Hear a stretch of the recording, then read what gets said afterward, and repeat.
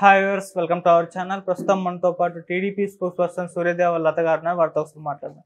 Madam నమస్కారం. Madam నమస్తే. Madam Jagan గారి పాలనకు నిరసనగా కోపూరు లక్ష్మి అనే ఒక గుంటూరు మహిళ ఢిల్లీకి వెళ్ళి అక్కడ తన నిరసన తెలియజేసింది. అంటే తన నిరసన తెలియజేసిన పద్ధతి ఏదంటే తన బొట్న వేలుని ఎడమ చేతి బొట్న వేలు కట్ చేసుకొని మరి నిరసన తెలియజేసింది. అంటే అటువంటి పరిస్థితులకు ఏ అంశాలు దారితీసాయి? అసలు నిజంగా మహిళల పరిస్థితి ఏపీలో చూసుకుంటే ఆ విధంగా ఉందంటారా? మరి ఈ ఘటన పైన మీ ఒపీనియన్ ఏంటి మేడం?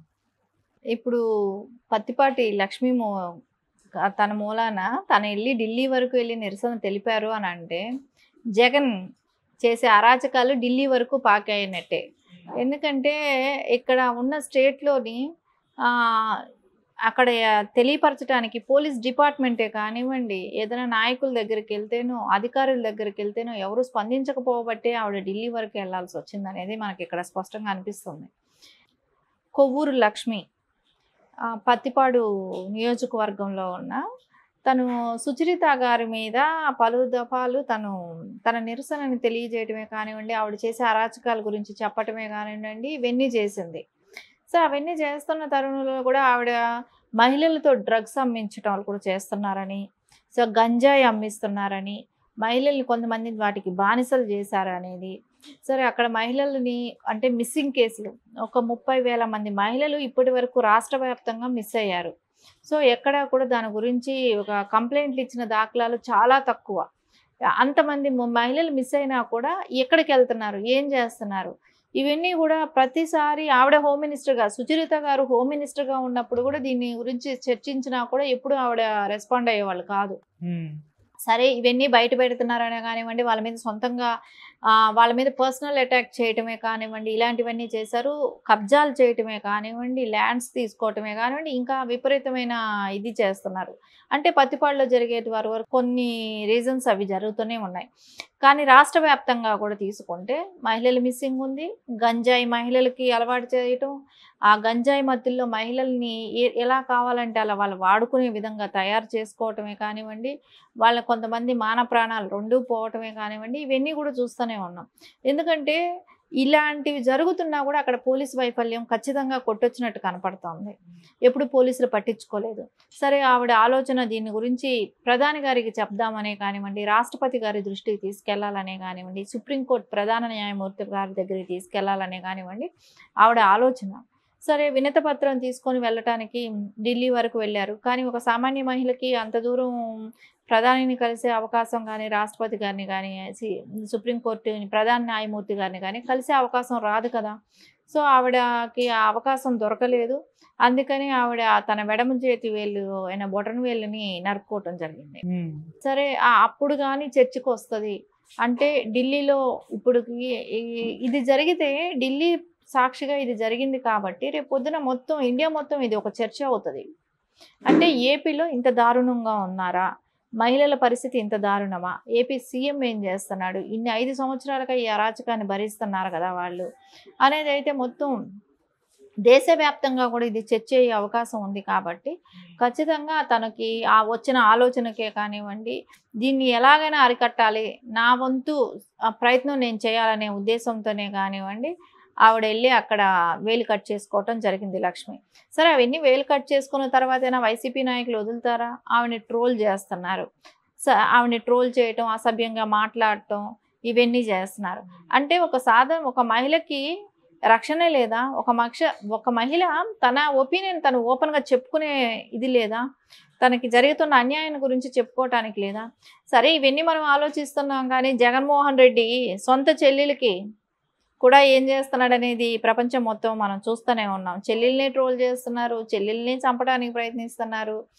నిన్న కూడా బహిరంగ సభలో అంటున్నారు, మా ప్రాణాలు, మా పిల్లల ప్రాణాలు మేము పణంగా పెట్టి పోరాడుతున్నాం అని చెప్పి షర్మిల గారు చెప్తున్నారు కదా. సునీత గారు అదే చెప్తున్నారు. సునీత గారు కూడా ఏమన్నారు, నన్ను కానీ నేను ఇప్పుడు హైదరాబాద్ నుంచి ఒంటరిగా వస్తాను, కారులో ఒంటరిగా వెళ్తుంటాను, నన్ను ఎప్పుడైనా గొడ్డలతోనూ చంపే అవకాశం ఉంది అని వాళ్ళు కూడా చెప్తున్నారు. వాళ్ళ ప్రాణానికి భరోసా లేదనేది వాళ్ళు స్పష్టంగా ప్రజలందరికీ కూడా తెలిసేటట్టు బహిరంగ సభల్లోనే వాళ్ళు చెప్తున్నారంటే ఏపీ రాజకీయాల్లో జగన్మోహన్ రెడ్డి అరాచకాలు ఏ స్థాయికి వెళ్ళాయనేది మనకి ఇక్కడ అర్థమవుతుంది. ఇప్పుడు లక్ష్మీ విషయం తీసుకుంటే దీనిలో ఇప్పటికి ప్రధాన దృష్టికి వెళ్తొచ్చు రాష్ట్రపతి గారి దృష్టికి వెళ్ళొచ్చు. ఈరోజు రేపు పేపర్లలో అంతా కూడా వచ్చింది కాబట్టి, సో ఢిల్లీ వేదికగా జరిగింది కాబట్టి దీని మూలాన డెఫినెట్గా ఒక చర్చ అంటూ నడుస్తుంది. జగన్మోహన్ రెడ్డికి దీనిలో ఇప్పుడు జరిగిన ఇన్ని రోజులు మహిళలందరూ పడ్డ ఇబ్బందికి ఒక రకమైన చర్చ అంటూ జరిగే అవకాశం ఢిల్లీలో కనపడింది అనేది అనిపిస్తుంది. లక్ష్మి ఆ దిశగా కొంచెం ప్రయత్నించిందని అనిపిస్తుంది. ఓకే మేడం, ఇటువంటి సంఘటనలు మరి ఎలక్షన్స్ పైన ప్రభావం చూపిస్తాయంటారా? మరి ఇప్పుడు జగన్మోహన్ రెడ్డి గారికి ఏమన్నా నెగిటివ్గా అయ్యే అవకాశం ఏమైనా ఉందంటారా మేడం? జగన్మోహన్ రెడ్డికి ఎందుకు నెగిటివ్గా అవ్వకుండా ఉండే అవకాశం ఎందుకు ఉంటుంది? ఖచ్చితంగా నెగిటివ్ అవుతుంది. ఎందుకంటే ఆయన మహిళలకి ఎక్కడ పట్టించుకున్నాడు? సరే మనం అనుకుంటాం, ఎవరైనా ఫస్ట్ కుటుంబంలో ఉన్న మహిళల్ని ఆదరిస్తే నువ్వు బయట కూడా అదేలాగా ఆదరణ అనేది ఉంటుంది. సో నువ్వు కుటుంబంలో ఉండే మహిళల్ని ఆదరించకుండా బయట వచ్చి అక్కలు చెల్లెమ్మలు అని అంటే ఎవరు నమ్ముతాడు? ఇదంతా ఓట్ల రాజకీయము, మళ్ళా సీఎం అవ్వాలనే ఒక ఆశ, దాంతో నువ్వు చేస్తున్న నటన అనేది అందరికీ అర్థమవుతుంది.